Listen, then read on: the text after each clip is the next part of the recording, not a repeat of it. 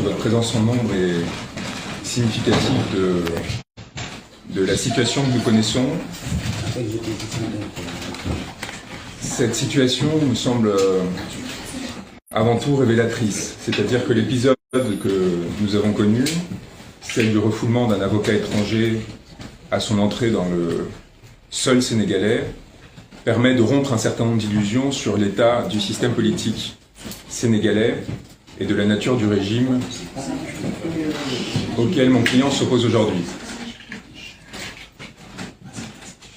M. Sonko fait l'objet, depuis un certain nombre d'années, d'une persécution rare parce que il n'est pas habituel que des personnalités aient la capacité à résister, comme il l'a fait, aux différentes violences qu'il a subies depuis un certain nombre d'années, aux côtés de ses conseils, aux côtés de ses partisans, aux côtés de ses militants. Lorsque je suis venu à Dakar, j'avais pleinement conscience de l'importance de ce procès, évidemment, la pantalonnade qu'essayait de mettre en place le régime, ce simulacre de démocratie et de justice pour justifier l'élimination politique, mais potentiellement aussi physique, d'un opposant. Je savais les morts qui nous contemplaient et je l'ai énoncé dans un message sur les réseaux sociaux pour prendre à témoin le peuple sénégalais dans la perspective d'une éventuelle intervention et tentative d'opposition de la part du régime à ma venue. Et très conscient des risques qu'il existait, non seulement, évidemment, comme c'est arrivé, de refoulement, détention, expulsion, mais éventuellement d'incidents qui auraient pu être provoqués sur le territoire sénégalais au prétexte de la situation et des conséquences qu'ils auraient pu avoir, y compris sur mon intégrité physique. Donc nous n'étions pas venus naïvement et nous savions parfaitement aux risques auxquels l'on était confrontés. On avait appris, peu avant mon arrivée, que l'Élysée avait dépêché une mission en toute urgence, juste après ma désignation, sur le sol de Dakar, avec la numéro 2 de la cellule de l'Élysée en personne, qui s'était rendue au palais présidentiel afin de tenter, selon les mots de l'Élysée, de trouver une solution à la situation politique du Sénégal. Et donc on se retrouve dans une situation où la France encore considère qu'elle a à intervenir dans le jeu supposément démocratique du pays pour décider ce qui devrait intervenir, quelles doivent être les décisions de justice qui sont prises, quels sont les opposants qui ont le droit ou non de se présenter aux élections et dans quelles conditions.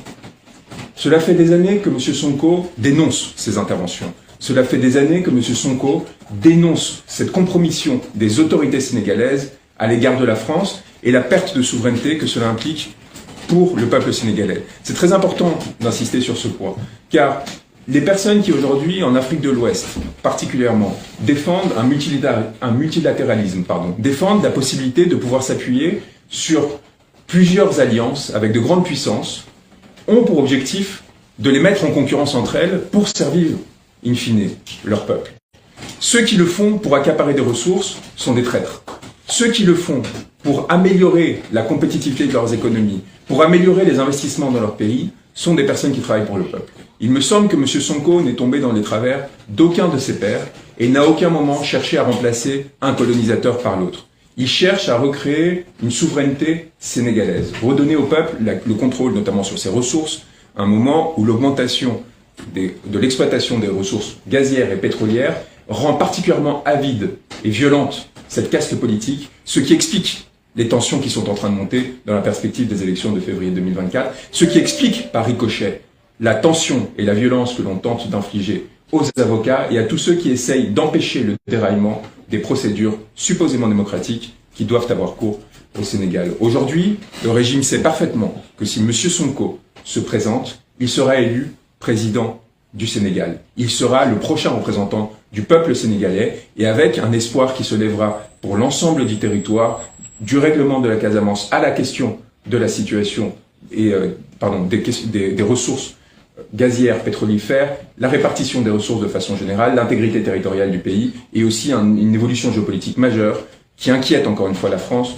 qui craint de perdre l'un de ses derniers soutiens en Afrique de l'Ouest et peut-être en Afrique francophone avec la Côte d'Ivoire, soutien qu'elle est prête à tout pour garder, y compris en faisant refouler un de ses ressortissants sur le territoire de Dakar, en demandant à M. Macky Sall d'y parvenir, de façon à éviter une alliance politique qui pourrait être générée entre la force d'opposition et des représentants comme moi, d'une partie de la population française qui est aujourd'hui lourdement opposée à M. Macron. Car il ne faut pas se tromper aussi sur ce point. M. Sonko n'a pas fait appel à moi seulement en tant qu'avocat et en tant qu'avocat pénaliste. M. Sonko sait parfaitement ce que je représente en France et l'importance d'une alliance qu'il doit constituer alternative au régime corruptif qui aujourd'hui lie le Sénégal et la France. Il sait l'importance pour le Sénégal et pour le peuple sénégalais de s'allier au peuple français. Car il faut rappeler que le peuple français n'est pas responsable du pillage, de l'extorsion, de la colonisation qui ont touché les peuples d'Afrique de l'Ouest ces dernières décennies. Ce sont ces élites qui se sont enrichies, ce sont ces élites qui ont profité de ces liens, ce sont ces élites qui